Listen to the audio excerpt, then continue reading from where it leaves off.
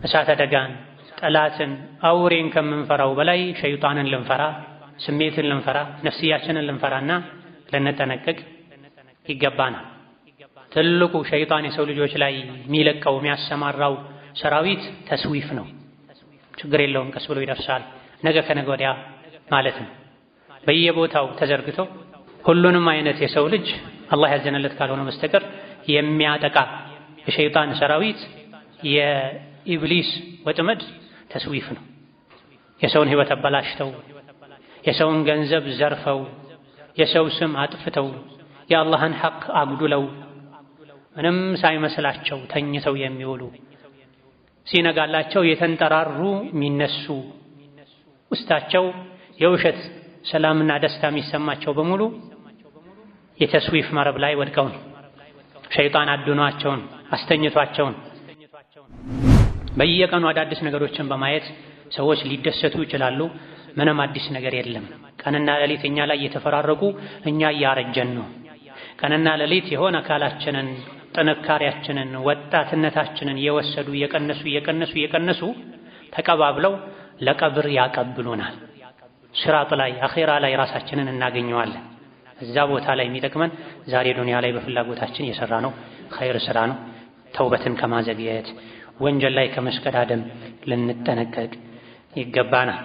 ፈስአሉ አህለ ዚክሪ ኢን ኩንቱም ላ ተዕለሙን።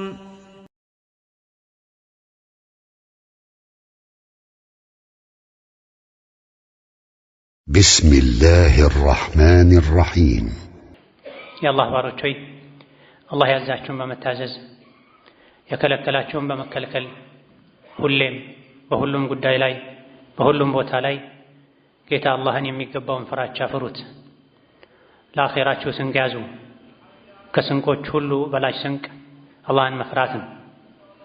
ሁላችንም ወደ አኼራ ተጓዦች ነን። የሰው ልጅ ከእናቱ ሆድ ከወጣበት ጊዜ ጀምሮ እድሜው በጨመረ ቁጥር ጉዞው ወደ መጠናቀቂያው እየተቃረበ ነው የሚሄደው። በዚህ ረጅም የአኼራ ጉዞ ላይ ዋና የሚያስፈልገን ብርታት የሚሆነን ከአደጋ የሚጠብቀን ስንቅ መሳሪያ የአላህ ተባረከ ወተዓላ ፍራቻ ነው።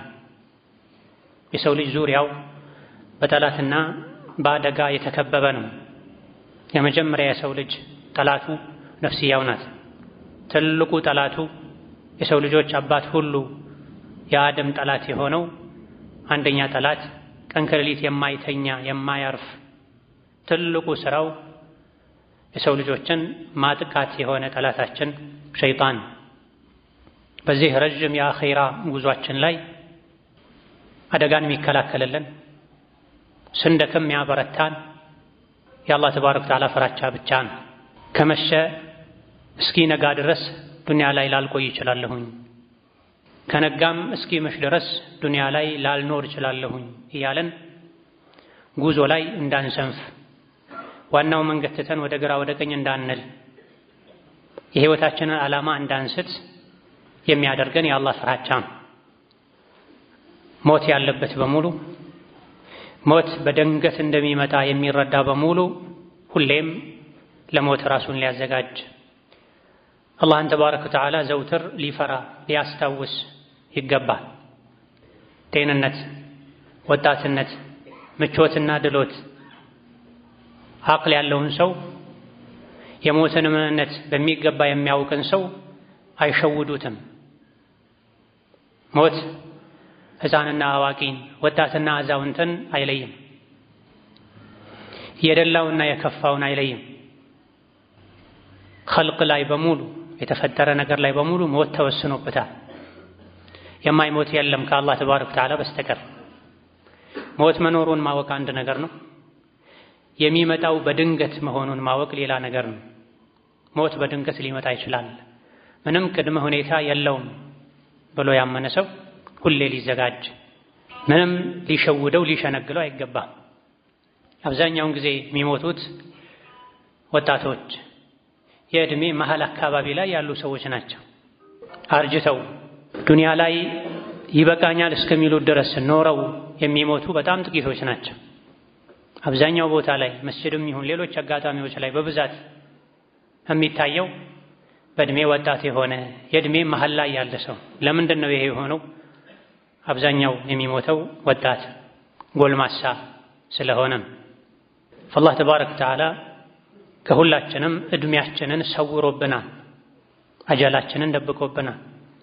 ዱንያ ላይ የምንኖረው እስከ መቼ ድረስ እንደሆነ ማናችንም አናውቅም። ሸይጣን ደግሞ የመሞቻ ቀጠሯችንን የምናውቅ እንዲመስለን እንድንዘናጋ ግዴለሽ እንድንሆን ያደርጋል። ከመሸወድ በሸይጣን መረብ ውስጥ ከመውደቅ አንዱ ማሳያ ምልክቱ ጡለል አመል ነው። ረጅም ጊዜ ስላለኝ ወደፊት አስተካክላለሁ ያሉ ማሰብ ነው። ይሄ የሸይጣን ወጥመድ ነው። የሰው ልጆችን አንድም ሸይጣን የሚያጠቃቸው በጡለል አመል ነው። ነገ ከነገ ወዲያ የሚቀጥለው ዓመት ላይ እያሉ ክፍተታቸውን ደካማ ጎናቸውን እንዳያስተካክሉ ያደርጋቸዋል። የአደጋዎች አደጋም ይህ ነው። ምክንያቱም የሰው ልጅ ረጅም ጊዜ አለኝ ብሎ ባያስብ ኖሮ ወንጀል ላይ አይወድቅም።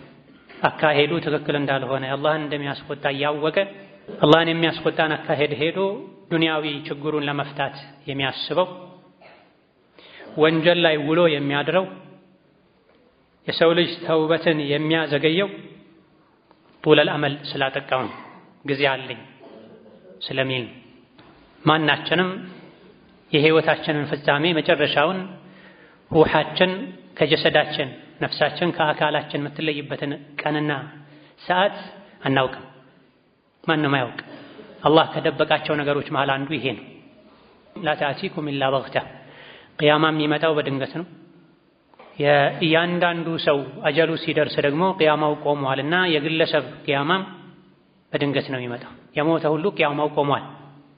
ስለዚህ ትልቁ የሸይጣን የሰው ልጆች የሚያጠቃበት መንገድ መሞቻቸውን በትክክል የማያውቁ ከመሆናቸው ጋር የመሞቻ ጊዜያቸውን እንደሚያውቁ ዘና እንዲሉ እንደፈለጉ እንዲሆኑ ማድረጉን። ይህ ባይኖር ይህ በሽታ ይህ ችግር ሰዎች ዘንድ ባይኖር ኖሮ ጊዜ አለኝ የሚል የተሳሳተ እምነትና ግምት ባይኖር ኖሮ ሰዎች ወንጀል ላይ አይወድቁም። ተሳስተው እንኳ የወደቁ እንደሆነ ተውበትን አያዘገዩም ነበር። የአላህን ጥሪ ትተው የሸይጣንን ጥሪ አያስቀድሙም፣ አይቀበሉም ነበር። ለኸይር ተሽቀዳደሙ ያለውን የአላህን ጥሪ ትተው ለወንጀል አላህን ለማስቆጣት አይሽቀዳደሙም ነበር። ስለዚህ አስተዋይ የሆነ ብልህ የሆነ መንገደኛ መሆኑን በሚገባ ዱንያ ላይ ባይተወር እንግዳ መሆኑን ያወቀ በሙሉ ረጅም ጊዜ ዱንያ ላይ እኖራለሁኝ ጊዜ አለኝ የሚልን የተሳሳተ ግምት የሸይጣን ወስዋስ ከልቡ በማውጣት ሰሓቦች እንደመከሩት ከመሸ ይነጋልኛል ብለህ አትጠብቅ፣ ከነጋ ይመሻል ብለህ አትጠብቅ፣ ዱንያ ላይ እንደ መንገደኛ ሁን ባሉት መሰረት መንገደኛ ልንሆን፣ ካጠፋን ፈጥነን ተውበት ልናደርግ፣ እሳት አደጋን፣ ጠላትን፣ አውሬን ከምንፈራው በላይ ሸይጣንን ልንፈራ፣ ስሜትን ልንፈራ፣ ነፍስያችንን ልንፈራና ልንጠነቀቅ ይገባናል። ትልቁ ሸይጣን የሰው ልጆች ላይ የሚለቀው የሚያሰማራው ሰራዊት ተስዊፍ ነው። ችግር የለውም ቀስ ብሎ ይደርሳል ነገ ከነገ ወዲያ ማለት ነው። በየቦታው ተዘርግተው ሁሉንም አይነት የሰው ልጅ አላህ ያዘነለት ካልሆነ በስተቀር የሚያጠቃ የሸይጣን ሰራዊት የኢብሊስ ወጥመድ ተስዊፍ ነው። የሰውን ህይወት አበላሽተው፣ የሰውን ገንዘብ ዘርፈው፣ የሰው ስም አጥፍተው፣ የአላህን ሐቅ አጉድለው ምንም ሳይመስላቸው ተኝተው የሚውሉ ሲነጋላቸው የተንጠራሩ የሚነሱ ውስጣቸው የውሸት ሰላምና ደስታ የሚሰማቸው በሙሉ የተስዊፍ መረብ ላይ ወድቀው ነው። ሸይጣን አድኗቸውን አስተኝቷቸውን ጊዜው ሳያልፍ በፊት ልንነቃ ስሜት ላይ ሳይሆን ወንጀል ላይ ሳይሆን ዱንያ ላይ ብቻ ሳይሆን ኸይር ላይ ልንሽቀዳደም ይገባናል። አልኢማም አልሐሰን አልበስሪ ታላቁ ታቢዒ ሲናገሩ ወላሂ አድረክቱ አቅዋመን ካኑ ፊማ አሐለ አላሁ ለሁም አዝሀደ ሚንኩም ፊማ ሐረመ ዓለይኩም ይላሉ። እኔ ሰዎችን አግኝቻለሁ አሉ፣ ሶሓቦችን ማለታቸው ነው። አላህ ሐላል ያደረገውን የፈቀደውን ነገር እንኳ ይጠነቀቁ ነበር፣ ቸላ ይሉ ነበር፣ ይፈሩት ነበረ። እናንተ ሐራምን ከምትፈሩት በላያ አላህ የፈቀደውን እንኳ እስከ ጥግ ጨርሰው አይጠቀሙትም ነበር፣ ይጠነቀቁ ነበር። የሆነ ነገር ያስቀሩ ነበር ከተፈቀደው ውስጥ እንኳ ይሄን ጨርሼ ከተጠቀምኩ ወደ ሐራም ይወስደኛል ብለው። እናንተ ሐራምን ማትጠነቀቁትን ያክል ሐላልን የተፈቀደን እንኳ ይጠነቀቁ ነበር ወደ ዋናው ሐራም እንዳይወስደኝ ብለው። እነሱ መልካም ስራን ሰርተው አላህ ላይቀበለኝ ይችላል ብለው ይፈሩ ነበረ። እናንተ በወንጀሌ አላህ ሊቀጣኝ ይችላል ብላችሁ የማትፈሩትን ያክል ኸይር ስራ ሰርተው መልካም ስራ ደርድረው እንኳ አላህ መልካም ስራዬን ላይቀበለኝ ይችላል፣ አሰራሩ ላይ ክፍተት ሊኖርብን ይችላል፣ ሌላ መልካም ስራን ዋጋ የሚያሳጡ ነገሮች እኔ ጋር ሊኖሩ ይችላሉ ያሉ መልካም ስራዬን አላህ ላይቀበለኝ ይችላል ብለው ይሰጉ ነበረ። እናንተ በወንጀላችሁ በጥፋታችሁ ማሰቡትን ያክላል። እነሆ ዱንያ የበላ የፈተና ሀገር ናት። አንዱ ትልቁ ፈተና የሸይጣን የኢብሊስ ፈተና ነው፣ የተስዊፍ ፈተና ነው። ከአሁን በኋላ ከዱንያ የቀረው ለም የብቀ ሚነ ዱንያ ኢላ በላኡን ወሚሐን ነቢዩ እንዳሉት ዓለይሂ ሰላቱ ወሰላም ዱንያ ላይ ከእንግዲህ የቀረው ፈተና ነው፣ በላ ነው፣ አደጋ ነው፣ ችግር ነው ብላ። የችግሮች ሁሉ ችግር የቀልብ መድረቅ ነው፣ አኼራን መርሳት ነው፣ የዱንያ የስሜት ባሪያ ሆኖ መኖር ነው። ከበላሁ ከጠጣሁ የኑሮ ችግር ካልገጠመኝ ሁሉ ነገር ተሟልቶልኛል፣ በህይወቴ ስኬታማ ሆኛለሁ የሚል ስሜት የሚሰማው ዲኑ ግን በየቀኑ የጎደለ ኢማኑ እየወረደ ምንም አይመስለው ሰው እውነትም ዱንያ ላይ ተፈትኗል። መልካም ስራ ላይ ተሽቀዳደሙ፣ ፍጠኑ። ፊትና ሳይመጣ በፊት ስራ እንዳሰሩ ዲናችሁ ላይ እምነታችሁ ላይ እንዳጠነክሩ የሚያደርግ ፊትና ሳይመጣ በፊት ሰውን ግራ የሚያጋባ ብዥታ ውስጥ የሚያስገባ ችግር ሳይፈጠር በፊት ኸይር ስራ ላይ ፍጠኑ ብለውናል። የሰው ልጅ ምስኪን አሳዛኝ ፍጡር ነው።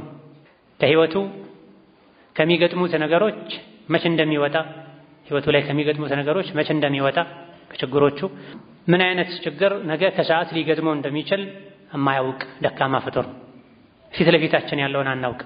ከመሆኑም ጋር እንዘናጋለን፣ እናጠፋለን፣ እናጎድላለን። ትልቁ የሰው ልጅ ማንነት ሀብቱ ነፍሱ ናት። የህይወታችን ምስጢር ነፍሳችን ናት። ነፍሳችን ያለችው በአላህ እጅ ነው። መለከል መውት ሂድ አምጣት ተብሎ ሲላክ መጥቶ ይወስዳታል። አትወስድም ብለን መከራከር አንችልም። አቆየኝ ብለን መደራደር አንችልም። ምንም አይነት አቅም ቢኖር ጉልበት ቢኖር አጀል ከደረሰ ጸጥ ማለት ነው፣ እጅ መስጠትን። መቼ እንደሚመጣ ይሄ ሰዓት መቼ እንደሚደርስ ስለማናውቅ ደግሞ ሁሌ ልንዘጋጅ፣ መልካም ስራ ላይ ልንሽቀዳደም፣ ተውበት ልናደርግ፣ ቀን ከሌሊት ነፍስያችንን ልንገመግም፣ የአላህን ምክር ልንሰማ፣ የሸይጣንን ምክር አይ ልንል ይገባን። ጌታ አላህ በተከበረው ቃሉ ያ አዩሀ ለዚነ አመኑ ላ ቱልሂኩም አምዋሉኩም ወላ አውላዱኩም ዐን ዚክሪላህ ወመን የፍዐል ዛሊከ ፈኡላኢከ ሁሙል ኻሲሩን ብሎናል። እናንተ አማኞች ሆይ ገንዘባችሁ፣ ንብረታችሁ፣ ልጆቻችሁ አላህን ከማውሳት ለአኼራ ከመዘጋጀት እንዳያዘናጓችሁ። ይሄን ያደረገ ከሳሪ ጠፊ እሱ ነው ብላ። ሞት ሳይመጣ በፊት ኸይር ስራ ስሩ። ሞት ከመጣ በኋላ ኸይር ስራ ለመስራት እድል ብትጠይቁ አታገኙም ብሎናልና ዘውትር መንገደኛ እንደሆነን ልናውቅ፣ ምንም አይነት ማስተማመኛ እንደሌለን፣ ያለንባትን ደቂቃና ሰዓት ብቻ አላህ እንደሰጠን ቁጥርን በዛች የሚቻለውን ሁሉ ልናደርግ ራሳችንን ልናጸዳ ልናጠራ ይገባናል። ባረከላሁ ሊ ወለኩም ፊል ቁርአኒል ዐዚም ወነፈዐኒ ወኢያኩም ቢማ ፊሂ ሚነል አያቲ ወዚክሪል ሐኪም አቁሉ ቀውሊ ሃዛ ወአስተግፊሩላህ ሊ ወለኩም ወሊሳኢሪል ሙስሊሚነ ሚን ኩሊ ዘንቢን ወኸጢአ ፈስተግፊሩሁ ኢነሁ ሁወል ገፉሩር ረሒም። አልሐምዱሊላሂ ዐላ ኢሕሳኒህ ወሽክሩ ለሁ ዐላ ተውፊቂህ ወምቲናኒህ ወአሽሀዱ አን ላ ኢላሀ ኢለላሁ ወሕደሁ ላ ሸሪከ ለሁ ተዕዚመን ሊሻኒህ ወአሽሀዱ አነ ሙሐመደን ዐብዱሁ ወረሱሉሁ ዳዒ ኢላ ሪድዋኒህ ሰለላሁ ዐለይሂ ወዐላ አሊሂ ወአስሐቢሂ ወኢኽዋኒህ ወሰለመ ተስሊመን ከሲራ አማ በዕድ። የሰው ልጅ ዱንያ ላይ ሲኖር ዱንያን እንደ ድልድይ እንዲጠቀማት ነው የታዘዘው የተመከረው። ዱንያ ወደ አኼራ መሸጋገሪያ ድልድይ ብቻ ናት። ከመሆኑም ጋር ዱንያ ልሸነግለን ልታታለን ትፈልጋለች፣ ብልጭልጭ ናት። አላህ አስጠንቅቆናል። ዱንያ አሸውዳችሁ አታታለላችሁ ብሎናል። ትተናት እንደምንሄድ ነግሮናል። ትተነው የምንሄደውን እያሳመረን ወደሱ የምንሄደውን አኼራችንን ልናበላሽ ፈጽሞ አይገባም። ለዚህ ነው ገጣሚው ያ መን ቢዱንያሁ እሽተገል ወገረሁ ጡሉል አመል فالموت يأتي بغتة والقبر صندوق العمل ያለው በዱንያ ተጠምደህ ረጅም ጊዜ እኖራለሁ የሚል ምኞት የሸነገለህ የሰው ልጅ ሆይ ሞት እኮ በድንገት ነው የሚመጣው። ቀብርም የሥራ ሳጥን ነው ተብሏል። ያንዳንዱ የምንሰራው ሥራ ወደ አኺራ ሄዶ ወደ ቀብር ሄዶ ቀብር ውስጥ ሳጥን ላይ ተቀምጦ ይጠብቀናል። ኸይርም ከሆነ ሞተን ስንቀበር መልካም ሥራችን ያጫውተናል። ሸርና መጥፎም ከሆነ ሞተን ስንቀበር የሰው ልጅ በመጥፎ ሥራው መሰቃየቱ አይቀርም። ይሄን በጆሮአችን ብቻ ሳይሆን መስማትና ማወቅ ያለብን ከልባችን ይሄን ልናውቅ ይገባናል። ከዱንያው ሳጥናችን ይልቅ ከዱንያው ሀብታችን ይልቅ የአኺራ ሀብት ሊያሳስበን ይገባል። ዱንያ ላይ ኪሱ ላይ ምንም የሌለው ሰው አካውንቱ ላይ ምንም የሌለው ሰው ያፍራል፣ ይጨነቃል፣ ምድር ትጠባዋለች፣ የበታችነት ይሰማዋል። ከዛ የበለጠ ሊያሳስበን የሚገባው የአኺራ ሳጥኔ ምን ተቀምጦበታል ነው። በዱንያ በህይወት እስካለን ድረስ አላህ ይረዝቃል ተባረከ ወተዓላ። ሰበብ ካደረሰን ከጠበቅነው በላይ አላህ ተባረከ ወተዓላ ይሰጠናል። ዱንያ ላይ እስካለን ድረስ ርዝቃችን በሱ እጅ ነው። ከባዱ ጉዳይ አኺራ ነው። ዱንያ ላይ ያልሰራ አኺራ አይበላም። ዱንያ ላይ ያልለፋ ያልደከመ አኺራ ላይ አያርፍም። ስለዚህ የዱንያ ሳጥን የዱንያ አካውንት ባላንስ ከሚያስጨንቀን በላይ የአኺራ ጉዳይ ሊያሳስበን ይገባል። ቀብር የሥራ ሳጥን ነው። ምን አይነት ሥራ ነው ወደ ቀብራችን ሸኝተን ያስቀመጥነው? ይሄን ሁሌ ልብ ልንል። አካላችን ለዚህ ሊደክም ይገባዋል። ለዱንያ በልክ የደከመን ዋና ድካማችን ለአኺራችን ለቀብራችን ሊሆን ይገባል። የሰው ልጅ ልቡ ማለት እንደ መሬት ነው። መሬት ከታረሰ ውሃ ከጠጣ ይለመልማል፣ ጥሩ ምርት ይሰጣል።